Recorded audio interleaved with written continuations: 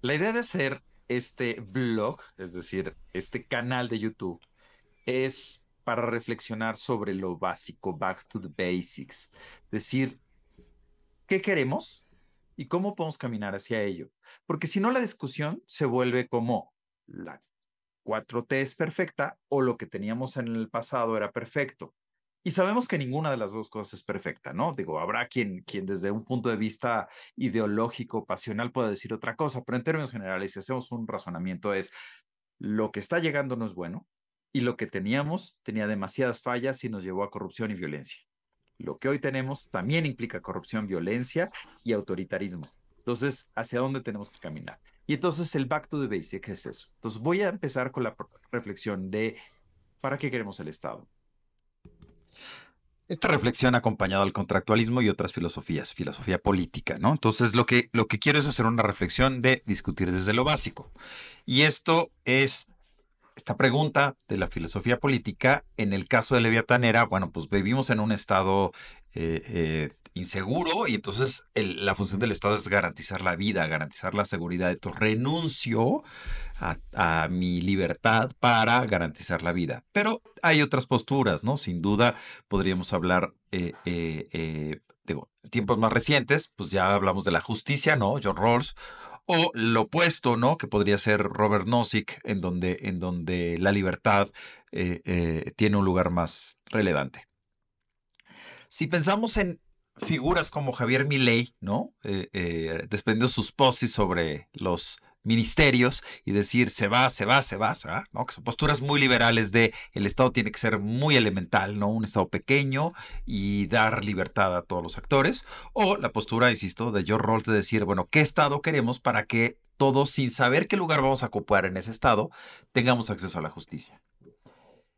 Entonces, estas posiciones extremas, ¿no? De búsqueda de la justicia de forma universal versus búsqueda de la libertad de forma universal, pues nos llevan como a, de un lado, un Estado más intervencionista o de un Estado más libertario, ¿no?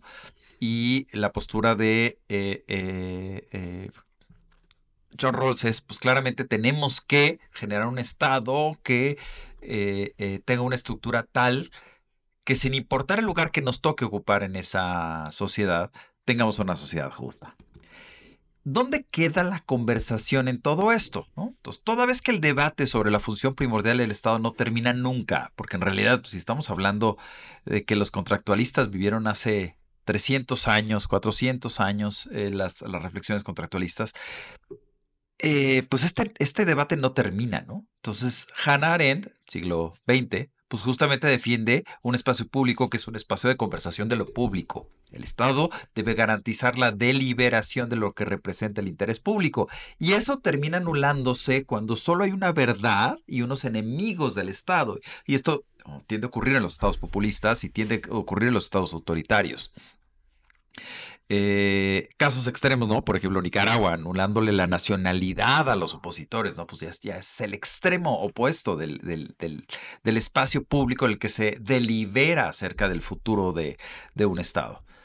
Tú y yo podemos tener unas posturas distintas, pero estas no se pueden anular la una a la otra sin por lo menos permitirnos conversarlas. Tantísimas agendas caen en esa idea. Eh, bueno, el poder no es una propiedad, sino una relación. Esto da un carácter coyuntural al poder y a su vez aspira a una sociedad participativa que acota o detalla las relaciones de poder. Aquí estoy en una postura medianamente teórica, ¿no? Lo que quiero yo decir es, si el poder no es una propiedad, sino una relación entre quienes lo detentan y la ciudadanía, o si a la vez la ciudadanía puede detentar el poder por la vía de instrumentos de participación, ¿no? Entonces, es una relación entre los actores, ¿no? Entre quienes ejercen el gobierno, por ejemplo, quienes ejercen el legislativo o eventualmente el judicial, y la ciudadanía en general, que no solo le basta con votar, sino que al votar también está votando en lo cotidiano, está participando en lo cotidiano, en su comunidad, en la educación, en la salud, en muchas otras agendas. Una sobresimplificación del Estado nos podría llevar a pensar que solo hay dos posibilidades. ¿no? Un Estado libertario, crecimiento económico ante todo, y otro que procura la justicia social, y la justicia social ante todo. Este universo dicotómico no nos lleva a un estado ideal, porque podemos llegar al argumento falaz de que un mayor crecimiento permite derramar beneficios a todos, y por lo tanto las posturas desarrollistas son mejores que el afán de justicia. ¿Qué quiero decir con esto? Pues si de todas maneras vamos a crecer, ¿qué nos importa la equidad? Por otro lado, la idea de una sociedad equitativa también puede convertirse en una sociedad que dificulte el crecimiento económico en aras de procurar la igualdad. Y de alguna manera lo han vivido estados socialistas, ¿no? O sea, frenan mucho el crecimiento económico. Yo le llamo el estado nirvánico, ¿no? Es decir, ya llegué a lo que puedo llegar en términos de desarrollo económico y por lo tanto tengo que distribuir. Pero en realidad no es tan así. Y los países que llegan a caminar hacia modelos muy forzados de equidad, pues claramente no están en ese estado nirvánico, en ese paraíso en donde yo ya tengo todos los bienes materiales y lo único que tengo que hacer es distribuirlos. Y al final de cuentas, este tipo de economías terminan afectando a quienes pretende beneficiar, es decir, se altera el crecimiento económico. Mi postura, creo que la aspiración de la función del Estado se parece mucho a algo que en álgebra lineal se llama modelos maximin o minimax, ¿no? Es decir, ¿qué voy a maximizar o qué voy a minimizar? Y entonces yo tengo muchas variables y lo que tengo que hacer es un escenario que me minimice, no sé, afectaciones al medio ambiente, que me minimice la pobreza, que me minimice eh, eh, eh, ciertas carencias o que me maximice el desarrollo económico, pero también la equidad, ¿no? Entonces tratar de hacer una fórmula en donde yo llegue a óptimos.